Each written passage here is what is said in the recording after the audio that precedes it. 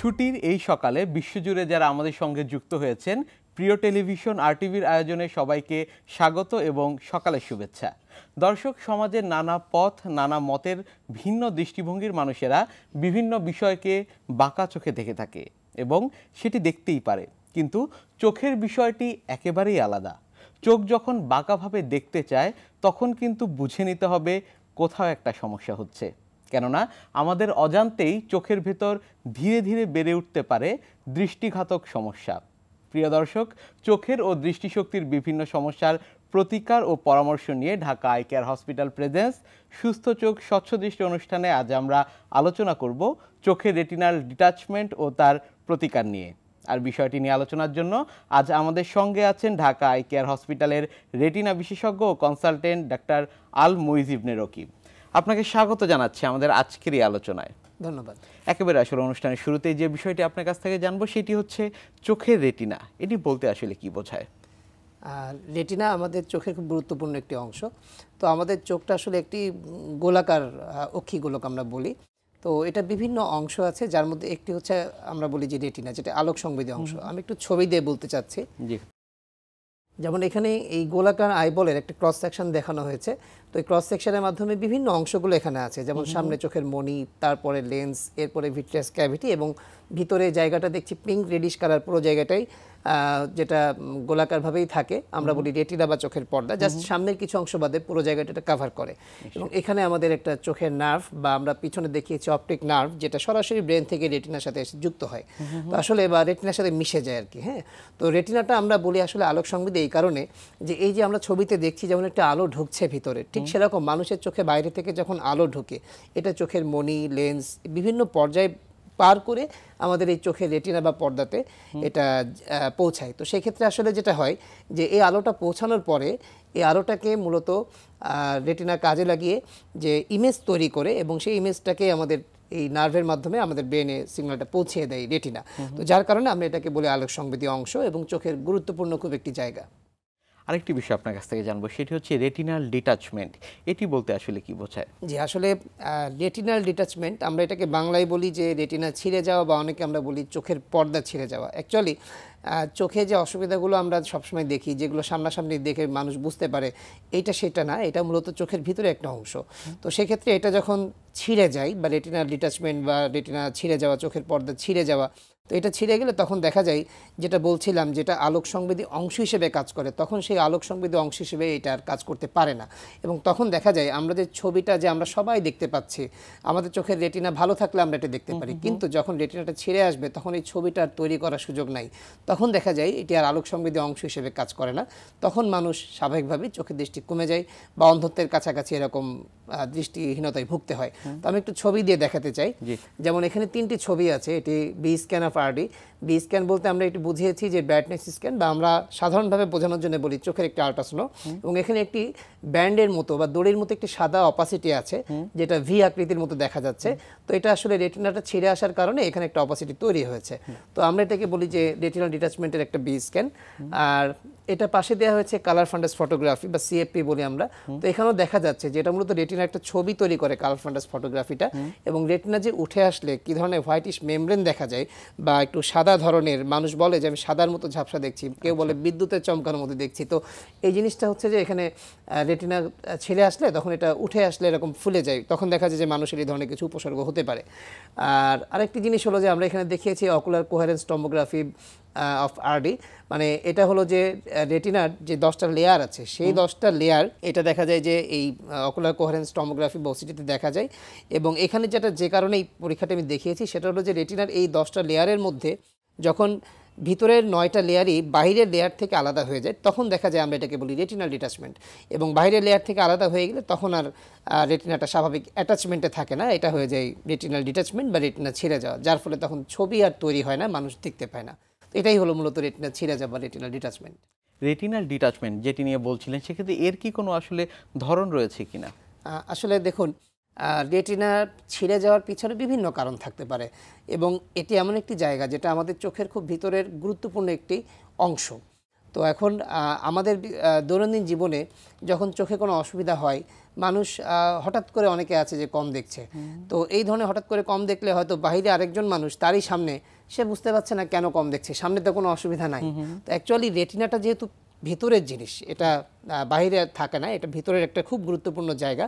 এই জায়গাটা যখন অসুবিধা হয়ে যায় তখন দেখা যায় যে মানুষের স্বাভাবিক দৃষ্টিটা কমে যায়। তো এটা বিভিন্ন আসলে ধরন বলতে বিভিন্ন দৈনন্দিন জীবনে বিভিন্ন যে রোগ ব্যাধি আছে বা বিভিন্ন ধরনের কিছু অ্যাক্সিডেন্টাল ট্রমা আছে বা অন্য বিভিন্ন কারণ আছে। আমি একটু ছবি দেখিয়ে বলতে চাচ্ছিলাম, তাহলে মানুষ বুঝতে পারবে।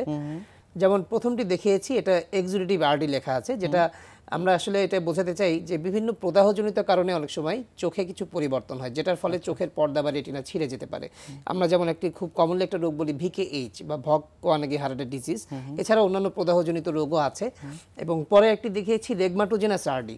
তো এটার মিনিং হলো এরকম যে আসলে দেখা যায় যে চোখের পর্দাটা ছিঁড়ে আসা, এখানে বড় ধরনের একটা ব্রেক বা একটা ছিদ্র তৈরি হয় ওই পর্দার ভিতরে, এবং তখন দেখা যায় যে ওই ছিদ্রের কারণে ওখানে দেখা যায় যে রেটিনাটা স্বাভাবিক অবস্থানে থাকে না এবং রেটিনা ছিঁড়ে আসতে পারে, দৃষ্টি কমে যেতে পারে। এটা আঘাতেও হতে পারে, অন্য কোনো কারণেও হতে পারে।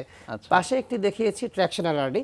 তো এইটা ট্র্যাকশন কেন বললাম, যে ডায়াবেটিস জনিত বা প্রেশার জনিত কিছু জটিলতা মানুষের চোখে তৈরি হয়, যেটা আমরা খুব কমনলি জানি ডায়াবেটিক রেটিনোপ্যাথি বা হাইপারটেনসিভ রেটিনোপ্যাথি। তো এই অসুবিধাগুলো বা অনেক সময় দেখা যায় প্রদাহজনিত অসুবিধা থেকেও হতে পারে। তো হলে তখন দেখা যায় ভিতরে এই রেটিনা নিজেই একটা পর্দার মতো একটা আবরণ, এবং এই জায়গাটাতেই আবার নতুন করে কিছু পর্দার মতো আরও নতুন কিছু আবরণ তৈরি হয় বা আমরা বলি মেমব্রেন। এবং এটা এমনভাবে তৈরি হয় যেটা পরবর্তীতে রেটিনাতে টান তৈরি করে রেটিনাকে ছিঁড়ে ফেলে, যার কারণে আমরা এটাকে ট্র্যাকশন বলি। তো এই ধরনের এরকম কিছু ডিজিজ ওয়াইজ বা বিভিন্ন কন্ডিশন ওয়াইজ কিছু পরিবর্তন রেটিনাতে হতে পারে, যেটা হলে তখন দেখা যায় যে রেটিনাটা স্বাভাবিক না থেকে এটা ছিঁড়ে আসার সম্ভাবনা বা ছিঁড়ে গেছে, তখন মানুষ কম দেখতে পারেন। আরেকটা কথা একটু যোগ করতে চাই যে বাচ্চাদের ক্ষেত্রে অনেক সময় দেখা যায় যে রেটিনা ছিঁড়ে আসে, যাদের ক্ষেত্রে বিশেষ করে খুব অপরিপক্ক বয়সে যাদের জন্ম হয়, আমরা বলি যে রেটিনোপ্যাথি অফ প্রিম্যাচুরিটি বা আরওপি, যাদের 31 সপ্তাহের বয়সের কমে বা যাদের হচ্ছে যে 1500 গ্রামের ওজনের কমে যাদের জন্ম, এই ধরনের রোগীদেরও মানে বাচ্চাদের ক্ষেত্রে অনেক সময় হাই ফ্লো অক্সিজেন দিতে হয় এবং তাদের ক্ষেত্রেও দেখা যায় রেটিনাতে চেঞ্জ হয়, কিছু প্যাথোলজিক্যাল চেঞ্জ হয়, তখন এখানেও এরকম ধরনের রেটিনা ছিঁড়ে আসার মতো কন্ডিশন তৈরি হতে পারে। নিশ্চয়ই, আমরা অনেকগুলো বিষয় আসলে ছবির মাধ্যমেও দেখলাম। সেক্ষেত্রে রেটিনাল ডিটাচমেন্টের সাথে আঘাত এবং দৃষ্টিশক্তির কি সম্পর্ক রয়েছে? আচ্ছা, আসলে দেখুন, বিভিন্ন যে ছবিগুলোর মাধ্যমে যে বিভিন্ন কারণের কিছু অংশ আমি বলছিলাম, তো আসলে দীর্ঘদৃষ্টি এবং আঘাত এই দুটো খুব গুরুত্বপূর্ণ একটি বিষয়, যেটা সচরাচর আমরা দেখি যে আমাদের চারিপাশে অনেক মানুষই আমরা চশমা পড়ছি, আমি নিজেও চশমা পড়ছি, বা আমাদের আশেপাশে অনেক রুগীরা আসছেন আমাদের কাছে, সবাই চশমা পড়ছেন, বাট সবার চশমার পাওয়ার কিন্তু একরকম নয়। কারো কারো ক্ষেত্রে আমরা দেখি খুব মোটা গ্লাসের পাওয়ার ইউজ করছেন খুব কম বয়সে, তখন আমরা বুঝি যে ওনার পাওয়ারটা হয়তো বেশি লাগছে। তো এরকম আমরা এই অসুবিধাটাকে আমরা বলি যে মায়োপিয়ার কিছু ধরনের মধ্যে হাই মায়োপিয়া বা প্যাথোলজিক্যাল মায়োপিয়া। তো কারো কারো ক্ষেত্রে দেখা যায় এটা এই ধরনের যে কন্ডিশনগুলো থাকে, কারোর -6 ডায়োপ্টার বা তার বেশি, কারো কারো ক্ষেত্রে -12 ডায়োপ্টার বা তার বেশি যদি পাওয়ার হয়, তখন দেখা যায় এই ধরনের রোগীদের চোখের গঠনের কিছু পরিবর্তনের কারণে রেটিনার কিছু চেঞ্জ থাকে, এবং এই চেঞ্জটার হলে তখন দেখা যায় রেটিনা পাতলা হয়, কোথাও ছিদ্র হয়, বা কোনো কারণে কোনো দুর্বলতা থাকলে সেটা ছিঁড়ে আসতে পারে। এবং এই ধরনের রোগীদের জন্য তখন দেখা যায় আঘাত একটি বড় ফ্যাক্টর হিসেবে কাজ করে, যে কোনো আঘাতে খুব সহজেই অনেক সময় রেটিনাটা ছিঁড়ে আসতে পারে, যার কারণে এই রেটিনাল ডিটাচমেন্ট এই যারা দীর্ঘদৃষ্টি সম্পন্ন বা মায়োপিক রোগী, বিশেষ করে হাই মায়োপিক এবং প্যাথোলজিক্যাল মায়োপিক, তাদের ক্ষেত্রে আমরা বলি যে খুব সাবধানতা অবলম্বন করার জন্যে। আর আরেকটি বিষয় হলো যে এই মায়োপিক রোগীরা ছাড়াও এমনি নর্মালি যদি কেউ কোনো আঘাত পান, সেই আঘাতও যদি খুব গুরুতর হয়, সেক্ষেত্রেও অনেক সময় যে কোনো মানুষের রেটিনা ছিঁড়ে যেতে পারে। সুতরাং আঘাত এবং দীর্ঘদৃষ্টি দুটোর ক্ষেত্রেই চোখের দৃষ্টিশক্তি কমে যাওয়ার মতো বেশ কিছু সুযোগ থাকে, যেটা সাবধানতা অবলম্বন করা উচিত। নিশ্চয়ই, এসব ক্ষেত্রে আসলে পূর্ব সতর্কতা থাকা দরকার কিনা? অবশ্যই, আসলে পূর্ব সতর্কতা বলতে যারা মায়োপিক পেশেন্ট, বিশেষ করে হাই মায়োপিক প্যাথোলজিক্যাল মায়োপিক, তাদের ক্ষেত্রে বলবো যে অন্তত যে কোনো ধরনের আঘাত, ট্রমা, চোখে বা মাথায় খুব বলপূর্বক আঘাত বা ট্রমা তারা যতটা অ্যাভয়েড করে চলতে পারে। আর দ্বিতীয় কথা হলো যে চোখে যখনই কোনো গুড়ি গুড়ি দেখবে বা আলোর ঝলকানি, আমরা বলি ফ্ল্যাশিং বা বিদ্যুৎ চমকানোর মতো, এরকম কিছু অনেক সময় কিছু উপসর্গ তৈরি হতে পারে যদি রেটিনা ছিঁড়ে আসতে চাই, বা অনেক সময় রেটিনা ছিঁড়ে গেলেও হতে পারে। তো এরকম কোনো উপসর্গ দেখলে তখন একজন চক্ষু বিশেষজ্ঞ বা একজন রেটিনা বিশেষজ্ঞের পরামর্শ নেওয়াটা খুবই জরুরি। নিশ্চয়ই। সেক্ষেত্রে আসলে যখন চিকিৎসকের কাছে যাবেন তার আগে আসলে তার মধ্যে কি কি লক্ষণ উপসর্গ দেখে আসলে তিনি চিকিৎসকের শরণাপন্ন হবেন? আসলে এরকম নির্দিষ্ট কোনো বড় ধরনের কোনো লক্ষ্য উপসর্গ নাই। তবে এই যে যেটা বলছিলাম যে একটু বিদ্যুৎ চমকানোর মতো আলোর ঝলকানি বা আমরা ওটাকে বলি যে ফ্ল্যাশিং অফ লাইট, এই ধরনের কিছু যদি অসুবিধা বোধ করেন যে খুব ফ্রিকোয়েন্টলি হচ্ছে, বারবার হচ্ছে এবং মনে হচ্ছে যেন চোখের দৃষ্টিটা কালকে যেমন ছিল বা একটু আগে যেমন ছিল এখন সেরকম নেই, মানে এই ধরনের যখন হঠাৎ কিছু সাডেন চেঞ্জ দেখবেন, সেক্ষেত্রে আপনি একজন রেটিনা বিশেষজ্ঞের পরামর্শ নেওয়াটা খুব মানে যত দ্রুত নেন ততই ভালো। রেটিনাল ডিটাচমেন্টের ক্ষেত্রে আসলে চিকিৎসা পদ্ধতি কি কি রয়েছে, এর সুবিধা অসুবিধা কি রয়েছে সেটি নিয়েও জানবো, তবে ছোট একটি বিরতি থেকে ফিরে এসে। অবশ্যই। দর্শক, Dhaka eye care hospital presence সুস্থ চোখ স্বচ্ছ দৃষ্টি অনুষ্ঠানে আজকে আমরা শুনছি চোখের রেটিনাল ডিটাচমেন্ট ও তার প্রতিকার নিয়ে। সঙ্গে আছেন ঢাকা আই কেয়ার হসপিটালের রেটিনা বিশেষজ্ঞ ও কনসালটেন্ট ডাক্তার আল মুইজ ইবনে রকিব। আলোচনার পরবর্তী অংশে ফিরব সংক্ষিপ্ত সময়ের বিরতি শেষে। সঙ্গেই থাকবেন।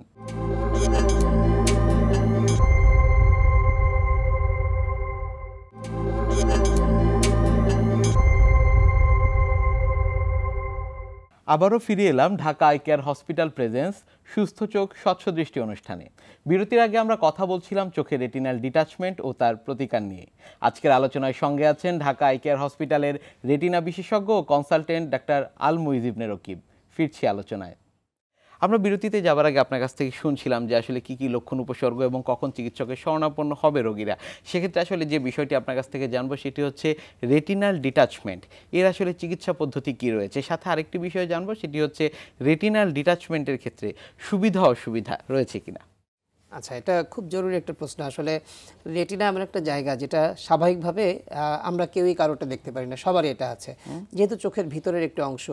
তো এই জায়গাটাতে যখন আমরা দেখি যে এমন কোনো পরিবর্তন হয়েছে যে রেটিনা ছিঁড়ে গেছে, তখন আমরা সরাসরি এটা রেটিনা আমরা আবার এটাকে অ্যাটাচমেন্ট করার জন্যে আমরা অপারেশন করি এবং এই অপারেশনের মাধ্যমে রেটিনাকে আমরা যখন অ্যাটাচমেন্ট করি তখন দেখা যায় যে আমরা প্রয়োজনীয় যে ভিট্রেক্টমি অপারেশন, সাথে আমরা অকুলার সাবস্টিটিউট, সিলিকন অয়েল বা এন্ডোলেজার, এই যে টেকনিকগুলো আছে, মডার্ন যে ভিট্রেটিনাল সার্জারির টেকনিক বা রেটিনাল ডিটাচমেন্ট সার্জারি টেকনিক, এইগুলো আমরা অ্যাপ্লাই করি এবং এটার মাধ্যমে রেটিনা যখন বসে যায় তখন দেখা যায় যে চোখের দৃষ্টিটা অনেকের ক্ষেত্রেই খুব ভালো অবস্থায় চলে আসে। তবে সেক্ষেত্রে একটা জিনিস যে কারো কারো ক্ষেত্রে এমনও আছে যে প্রথমেই অপারেশন আমরা করতে চাই না। কেমন যে অনেকের ক্ষেত্রে আমরা দেখি যে পার্শিয়াল রেটিনাল ডিটাচমেন্ট, হয়তো টোটালটা হয়নি, তো এমন জায়গায় হয়েছে যেখান থেকে আসলে পুরাটা হওয়ার সম্ভাবনাও কম। সেক্ষেত্রে আমরা প্রয়োজনে আগেই আমরা সাবধানতামূলক আমাদের কিছু লেজার ট্রিটমেন্ট আছে, আমরা বলি ব্যারেজ লেজার। প্রয়োজনে ওই জায়গাটাকে আমরা ব্যারেজ বলতে আমরা এটা বোঝাই যে ওই জায়গাটাকে বেড়ার মতো করে, জাস্ট আমি বাংলায় বোঝানোর জন্য বললাম রোগীদের বোঝার জন্য, যে ওখানে একটা জাস্ট মার্জিন লাইন আমরা লেজারের মাধ্যমে আমরা করি। এটা আলোর মাধ্যমে একটা চিকিৎসা, এটা কোনো অপারেশন না, ভয় পাওয়ার কোনো কারণ নাই। আপনি দিনে দিনে করে রোগীরা বাড়ি চলে যেতে পারে। খুবই সিম্পল একটা চিকিৎসা পদ্ধতি এবং এটা দিলে তখন দেখা যায় যে যতটুকু ক্ষতিগ্রস্ত সেটা যেন আগাতে না পারে বা দুর্বল জায়গাটা যেন আরও এগিয়ে পুরাটাকে ছিঁড়ে ফেলতে না পারে। তখন দেখা যায় অনেক রোগী অপারেশন থেকে সেভ হয়ে যান। তো সেক্ষেত্রে এরকম ধরনের কন্ডিশন রোগীরা চেক আপে থাকলে আমাদের কাছে আসলে অনেক সময় ধরা পড়ে। আর দেখা যায় যে কোনো কোনো ক্ষেত্রে রেটিনা এই পার্শিয়াল আরডি ছাড়াও অনেকের আছে যে ছিঁড়তে পারে, এখনও কোনো কিছু ছেড়েনি কিন্তু ছিদ্র হয়ে বসে আছে, রেটিনাটা থিন পাতলা, তখন দেখা যায় ওখানে কিছু ফাটল ধরে বা কোনো ছিদ্র আছে, আমরা বলি হোল বা টেয়ার, সেখান থেকে অনেক সময় আস্তে আস্তে পুরো রেটিনা ছিঁড়তে পারে। সেই জায়গাটাও আমরা অনেক সময় লেজার করে আমরা এটাকে সাপোর্ট দিতে পারি, সহজে তখন আর অপারেশনেও যেতে হয় না। সুতরাং খুব জরুরি যে বিষয়টা সেটা হচ্ছে যে রেটিনাল ডিটাচমেন্ট, এইটা যেমন আমরা বলি যে হওয়ার আগে যতদূর সাবধানতা অবলম্বন করে চেক আপে থাকার মাধ্যমে বোঝা যায়। আর আরেকটা বিষয় বলি, যদি কোনো অসুবিধা হয়ও এটা যেন দ্রুত অপারেশনের আমরা সিদ্ধান্তে যেতে পারি, কারণ দ্রুত না করলে পরবর্তীতে অপারেশন করে অনেক সময় ভালো ফলাফল হয় না। আরেকটি বিষয় বলবো যে এই যে রেটিনা ছিদ্র যেটা বললাম যে অনেক সময় দুর্বলতা হয়ে থিন হয়ে বা এগুলোতে হোল হয়ে টিয়ার হয়ে যায়, তো এইগুলো দেখা যায় মায়োপিক রোগীদের ক্ষেত্রে বেশি হতে পারে বা আঘাত পেয়েছে অনেকের ক্ষেত্রে এরকম হতে পারে। তা বাদেও ডায়াবেটিস জনিত, প্রেশার জনিত, বিভিন্ন প্রদাহ জনিত যে বিভিন্ন ছবিগুলো দেখিয়েছিলাম, এগুলোর কারণেও কিন্তু রেটিনাতে অনেক সময় টান তৈরি হয়, রেটিনা ছিঁড়ে যায়। সেগুলো কিন্তু আমরা তখন এই যে অপারেশনের কথা বলছিলাম, vitrectomy operation, laser, silicone oil, এই অপারেশনের মাধ্যমে আমরা রেটিনাকে অ্যাটাচমেন্ট করি। ইভেন বাচ্চাদের ক্ষেত্রে যারা এই যে অপরিপক্কভাবে যাদের জন্ম 31 সপ্তাহের আগে বা আমরা বলি 1500 গ্রামের কম ওজন নিয়ে জন্ম হয়েছে, বেশি পরিমাণ অক্সিজেনের হাই ফ্লো অক্সিজেন দিতে হয়েছে, অনেক সময় এনআইসিইউতে বাচ্চারা ভর্তি থাকে। তো এই রোগীদের ক্ষেত্রে, এই ছোট ছোট বাচ্চাদের ক্ষেত্রে, অপরিপক্ক বাচ্চাদের রেটিনাটা অনেক সময় দেখা যায় যে এখানে রক্তনালী চেঞ্জ হয়ে এমন কিছু টান তৈরি হয় পরবর্তীতে যে রেটিনা ছিঁড়ে আসে। তাদের ক্ষেত্রে আমরা দেখা যায় যে প্রয়োজনীয় অপারেশনের মাধ্যমে আমরা সেভ করতে পারি। সুতরাং একটা পার্মানেন্ট ড্যামেজ বা অন্ধত্ব থেকে কিন্তু রোগীরা মুক্তি পান। আর যেটা অসুবিধা যে রেটিনার ছিঁড়ে গেলে যে অপারেশনগুলো করি, যেটা অসুবিধা যে অনেক ক্ষেত্রে দেখা যায় যে কিছু জটিলতা তৈরি হয়, যেটা অনেক সময় রোগীদেরও কিছু দেখা যায় যে সাবধানতা মানাটা ভালোভাবে হয়ে ওঠে না। তো আমরা যে ইনস্ট্রাকশনগুলো দিই সেটা অনেক সময় তারা মানে প্রপারলি মানতে পারেন না বা এরকম কিছু অসুবিধা থাকে। এছাড়াও যে অনেক বেশি দেরি করে ফেলে যে আমি লেন্দি করলাম, আমি এখন অপারেশন করলাম না, তখন দেখা যায় রেটিনাতে বেশি চেঞ্জ হয়ে যায়। তো সেক্ষেত্রে দেখা যায় যে তখন আর রেটিনাটা অনেক সময় অপারেশন করার মতো অবস্থায় থাকে না। তখন দেখা যায় যে আসলে দৃষ্টি তো পরে থাক, তখন চোখটাকে সেভ করা একটা কঠিন অবস্থায় হয়ে যায়, কারণ ভিতরে অনেক খারাপ চেঞ্জ হতে পারে। তো সুতরাং রেটিনাল ডিটাচমেন্টের যে অপারেশন, এটা সারা বিশ্বে আছে।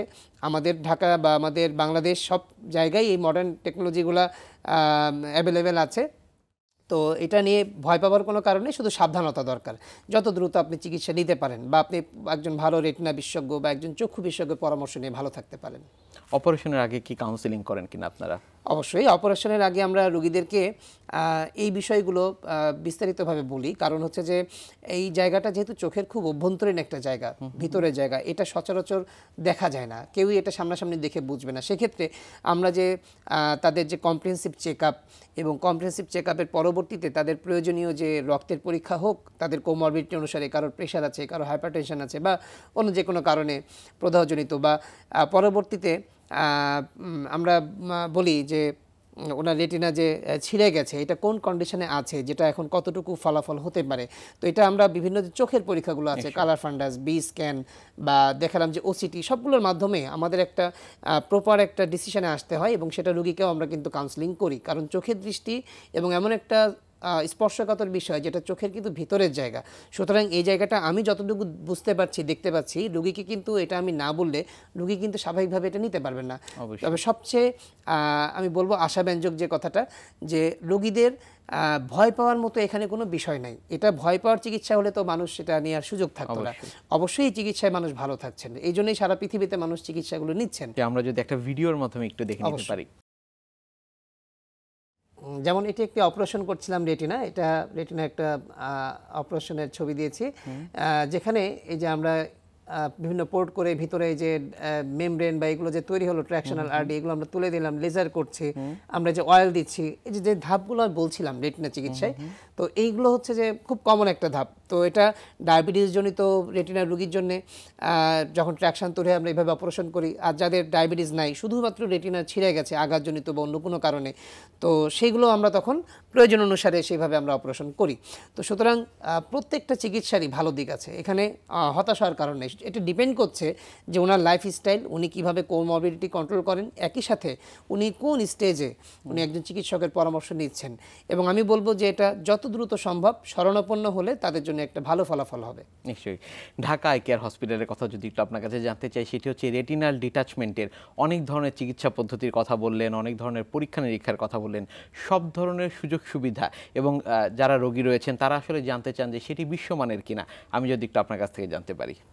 অবশ্যই, আমি আপনার কথার উত্তর একটু ছবির মাধ্যমেই রোগীদের বলতে চাই, তাহলে রোগীরাও বুঝতে পারবেন। যেমন এখানে দেখেন একটা ছবি দিয়েছি, constellation vision system Alcon USA for vitreoretinal surgery. আরেকটি দিয়েছি অপথ্যালমিক অপারেটিং মাইক্রোস্কোপ, যেটা লুমেরাস 700 কার্জিস, এটা জার্মানির তৈরি। তো এই যে মেশিন বা ইকুইপমেন্টস যেটাই বলি না কেন, এগুলো সর্বাধুনিক রেটিনা চিকিৎসার জন্য ব্যবহৃত খুবই চাহিদা সম্পন্ন মেশিন এবং খুবই ভালো মেশিন, যেটা সারা বিশ্বে মানুষ ব্যবহার করছে। এবং এই আধুনিক এই টেকনোলজিসগুলো আমাদের ঢাকা আই কেয়ারে অ্যাভেলেবেল আছে। সুতরাং আমরা রোগীদেরকে সারা বিশ্বে যতটা আন্তর্জাতিক মানের সেবা অন্য জায়গায় মানুষ নিতে পারছে, আমরাও সেই সেবাটা দেওয়ার চেষ্টা করছি। সুতরাং ঢাকা আই কেয়ারে এই রেটিনার যেই ছিঁড়ে যাওয়া রেটিনাল ডিটাচমেন্ট, এইগুলোর প্রয়োজনে যে পরীক্ষা নিরীক্ষাগুলো করতে হয়, প্রয়োজনে অপারেশন করতে হয় বা ইনজেকশন, লেজার, যা কিছু বলি না কেন, এক একটা অবস্থা অনুসারে বা এক একজনের কন্ডিশন হিসেবে প্রত্যেকটা জিনিস আমাদের অ্যাভেলেবেল আছে এবং খুব বিশ্বমানের এই মেশিনগুলোর মাধ্যমে চিকিৎসা দেওয়ার ক্ষেত্রে আমাদের যেমন ভালো লাগে, রুগীদেরও আমরা ফলাফলটা দেখি যে তারা যথেষ্ট ভালো থাকার সুযোগ থাকে। সেক্ষেত্রে আমরা বলবো যে ভয় পাওয়ার কোনো কারণ নাই। রেটিনাল ডিটাচমেন্ট এর চিকিৎসা যদি সঠিক সময়ে না করায় কিংবা অনেক ক্ষেত্রে অনেকে চিকিৎসায় যদি একেবারে না করায়, পরবর্তী জীবনে আসলে কি কি সমস্যার সম্মুখীন তারা হতে পারেন? দেখুন, চোখের রেটিনা আমরা সবাই জানি, আমি অনুষ্ঠানের শুরুতেও বলেছিলাম এটা একটি আলোক সংবেদী অংশ। তো এটা যে শুধুমাত্র এটা ইমেজ প্রডিউস করছে শুধু এটা না, আমাদের চোখের এই যে আমরা জানি যে অক্ষি গোলক, আমাদের চোখটা গোল, তো এই গোলাকার চোখটাকে গোলাকার ধারণ করে রাখার জন্যও কিন্তু রেটিনার একটা ফাংশন আছে। তো এটা যখন স্বাভাবিক আর পর্যায়ে থাকে না, ছিঁড়ে আসে, তখন কিন্তু দেখার দৃষ্টির কমতি তো হবেই, একই সাথে এই স্বাভাবিক যে গঠন ধরে রাখা এইটারও কিছু পরিবর্তন হতে পারে। সেক্ষেত্রে খুব আর্লিয়ার এটা হয় না, যদি দেখা যায় যে রেটিনা ছিঁড়ে গেছে, দীর্ঘদিন সময় পার করে ফেলেছে, বা আমরা বলি যে 3 মাসের ভিতরে অপারেশন করাটা ভালো, যদি এটা পার হয়ে যায় তখন আস্তে আস্তে ভিতরে এমন কিছু চেঞ্জ হয়, আমরা বলি পলিফ্রাটিভ ভিট্রিয়াস রেটিনোপ্যাথি বা পিভিআর চেঞ্জ হয়, এরকম কিছু চেঞ্জ হয়ে তখন দেখা যায় যে সেটা অপারেশনের যোগ্য থাকলো না, তখন দেখা যায় যে ওটা হয়তো অপারেশন করে আর ভালো আউটকাম হবে না, তখন আমরা সেটা অনেক সময় অপারেশন করতেও পারি না, বা রুগীরা অনেক সময় জানেন না যে আসলে কি হয়েছে, সব জায়গায় তো সব মেশিন অ্যাভেলেবেল না। সেক্ষেত্রে দেখা যায় যে আস্তে আস্তে এক সময় চোখের গোলকটা সাইজে ছোট হয়ে যায়, চোখ ছোট হয়ে আসে, এবং এক পর্যায়ে কোনো কোনো ক্ষেত্রে অনেক সময় দেখা যায় খুব ব্যথা বেদনা যদি জ্বালা এগুলো তৈরি হয় তখন চোখটা তুলে ফেলতে হয়। তো এটা আমাদের জন্য খুব কষ্ট লাগে যে তার আগে এটা যদি আগে আর্লি চিকিৎসা করা যায় তাহলে একজন মানুষ তার চোখটাকে হারাতে হবে না। অনেক ধন্যবাদ আপনাকে আমাদের আজকের এই অনুষ্ঠানে আসবার জন্য। ধন্যবাদ। দর্শক, চোখের রেটিনাল ডিটাচমেন্ট ও এর সঙ্গে যুক্ত দৃষ্টি সমস্যাগুলো থেকে পরিত্রাণ নিয়ে যে আলোচনা হলো তার সারসংক্ষেপ হচ্ছে চোখের যে কোনো সমস্যায় সময় মতো সঠিক চিকিৎসাটি নিতে হবে এবং সেটি অবশ্যই একজন অভিজ্ঞ চিকিৎসকের কাছে। যদি সে কাজটি করা যায় তবে চোখের রেটিনাজনিত দৃষ্টি সমস্যা থেকে বাঁচবে আমাদের চোখ, বেঁচে যাবে দৃষ্টিশক্তি। সবার জন্য সুস্থ চোখ, স্বচ্ছ দৃষ্টির প্রত্যাশায় আজকের মতো বিদায় নিচ্ছি। সবার জন্য শুভকামনা।